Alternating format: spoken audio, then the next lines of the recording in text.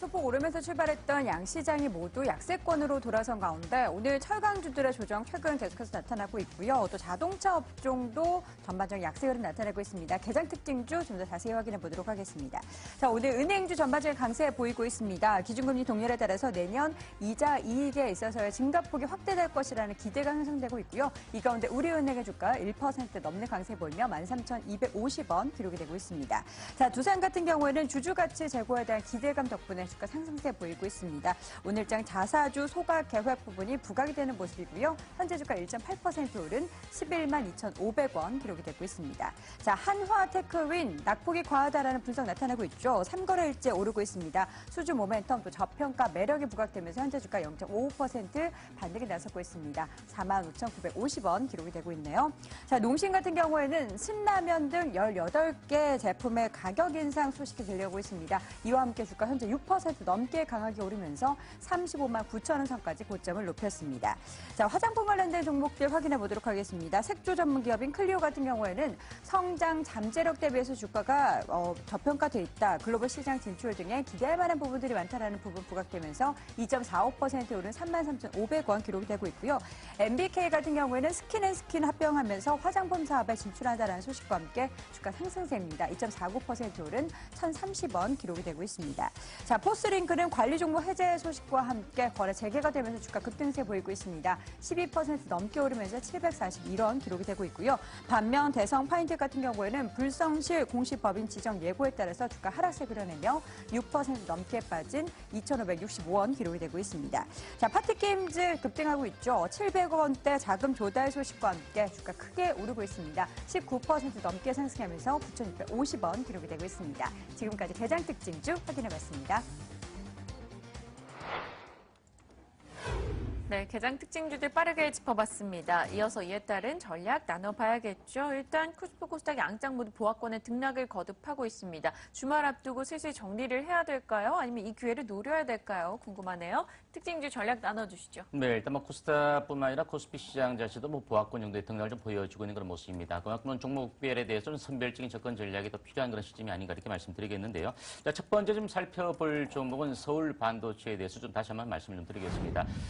최근 들어 서울 반도체 주가 자체에 대해서 바닥권 영역에서 최근 11월, 12월 정도 두 달 정도를 놓고 본다라면 15% 가까운 그 상승세를 보여주고 있는 종목이 되겠습니다.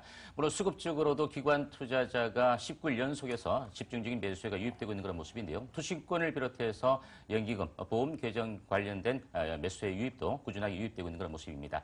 자, 일단 그 LED 관련된 성장성, 물론 자동차 관련된 부분에 있어서 헤드램프뿐만 아니라 방향지 시등과 관련된 LED에 관련된 그 수요가 점진적으로 증가가 될 것이다라는 부분을 일전에 좀 말씀을 드렸는데요.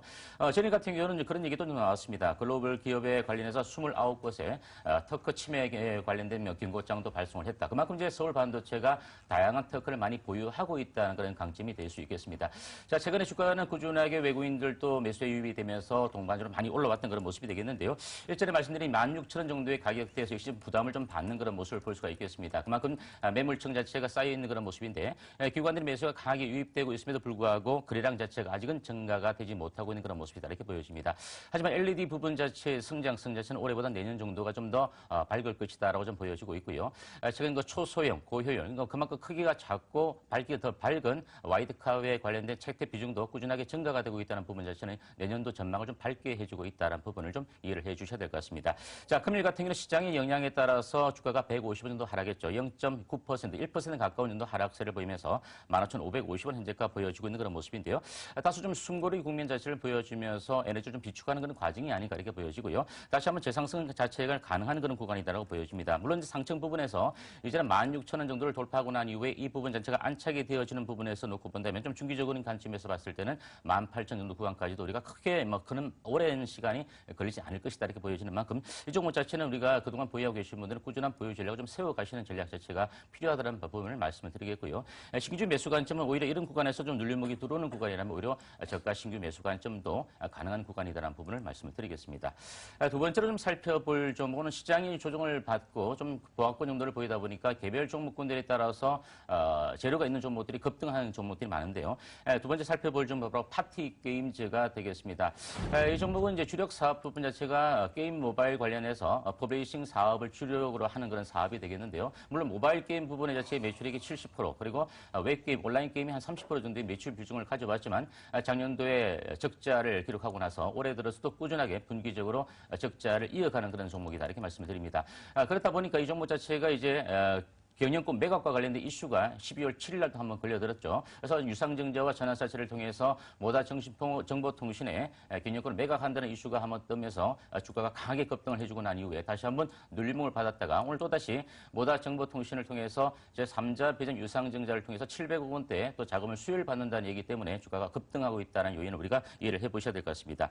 자, 현재가 9,590원을 보이면서 18.4% 가까운 급등세를 보여주고 있는 모습인데요.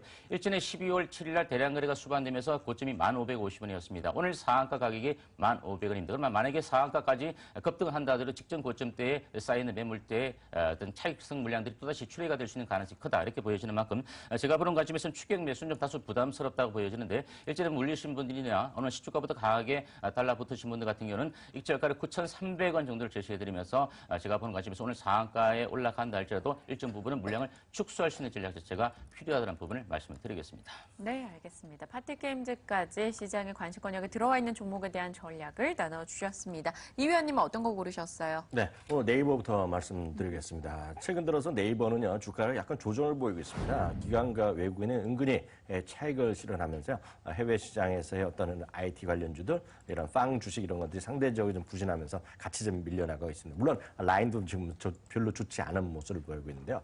저는 오히려 이럴 때일수록 네이버에 좀 관심을 갖는 것이 나쁘지 않다. 오히려 좀 사시는 게 좋지 않냐는 생각 갖고 있는데요. 왜냐하면 주시장은 어려울 때일수록 차트 보고 이럴 게 아니라 어려울 때일수록 근본, 기본에 충실하면 항상 답이 되었다라는 생각을 갖고 있습니다. 대한민국에 저를 포함해서 모든 우리 시청자분들의 평균 네이버 일간 사용 시간이요. 2시간 29분입니다. 뭐냐면 아침에 일어나서 밤늦게 잘 때까지 뭐부터 검색하고 뉴스 보는 거 다 지금 네이버에서 많은 분들이 보는 걸 아마 스스로도 인정하실 것 같습니다. 최근 들어서 드라마도 안 보고 영화도 안 보고 다들 뉴스에 많이 보시는 거 아실 텐데 그 뉴스조차도 네이버에서 보는 분들이 절대 다수죠. 아마도 4분기에 네이버 사용 시간은 더 늘어났을 거라고 전 추정을 하고 있습니다. 아시다시피 쇼핑도 지금 실제로 보면 네이버가 1위로 등극했습니다. 장기적인 매수 의견 오늘도 다시 한번 드리고 싶고요. 다음은 계속 말씀드리지만 은행주에 대해서 의견을 다시 한번 재확인드리겠습니다. 미국 금리 인상은 기본적으로 은행주에도 호재입니다. 우리나라 은행주에도 호재일 수밖에 없습니다. 어제도 우리나라가 금통위에서 금리를 내리지 못했는데요. 상당히 내리기가 쉽지 않은 것이 현실입니다. 왜냐하면 미국의 금리가 계속 내년부터 테스트 차례 올리고 정말 두세 차례 올리고요. 우리나라가 금리를 가만히 있거나 아니면 한 번 정도라도 내리면 이거는 한국과 미국의 금리가 역전되는 겁니다. 미국의 금리가 더 비싸지는 거, 더 올라가는 거는 아마 제가 여태까지 사회생활하면서 그전부터도 있던 적이 없는 건 사상 초율이 일어나는 거죠. 그만큼 그러면 돈은 확실하게 빨려 나갈 수밖에 없습니다. 그렇기 때문에 우리나라의 금리를 지금 더 이상 내리기가 쉽지 않은 현상인데요. 만에 하나 금리가 많이 올라가는 현상이 온다면 그것은 딱 하나밖에 없습니다. 대한민국 경제가 지금도 훨씬 더 안 좋아지면 금리를 내릴 수밖에 없는데요. 그렇지 않길 바라는 마음이죠. 어찌됐건 장기적으로는 잠재적인 악재가 있으나 그것은 지금보다는 내년, 후년, 내년 상반기 이상에 가야지 그런 얘기가 본격화될 것 같고 지금 당장은 우리나라 금리가 내리기가 쉽지 않다는 생각을 갖고 있습니다. 그러면 어떻게 되느냐? 상대적으로 은행주의 강세는 일정 부분 논리적 설득력이 있다. 최소한 기술적으로도 은행주가 지금 할 만한 구간이다라고 말씀드리고 싶네요. 네, 알겠습니다. 은행주 저희 꼼꼼하게 대응하면서 살펴보겠습니다. 자, 이어서 시장 코멘트 확인합니다. 김태현 전문가님. 네.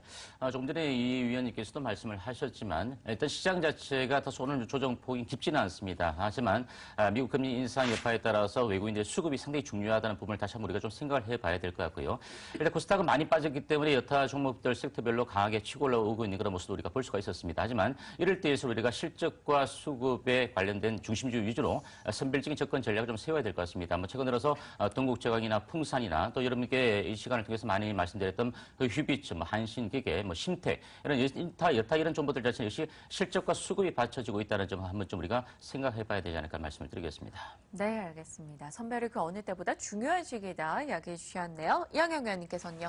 네, 두 가지 말씀드리겠습니다. 달러 강세는 기본적으로 대한민국 주시장의 악재라는 거 다시 한번 말씀드리겠고 이럴수록 앞서 김태현 전문가 얘기했지만 기본에 충실한 투자가 정말 필요하다라고 말씀드리고 싶네요. 네, 두 분과 함께 오늘도 전략 챙겨봤습니다. MTN 이항영 전문위원과 김태현 전문가 함께했습니다. 두 분 고맙습니다.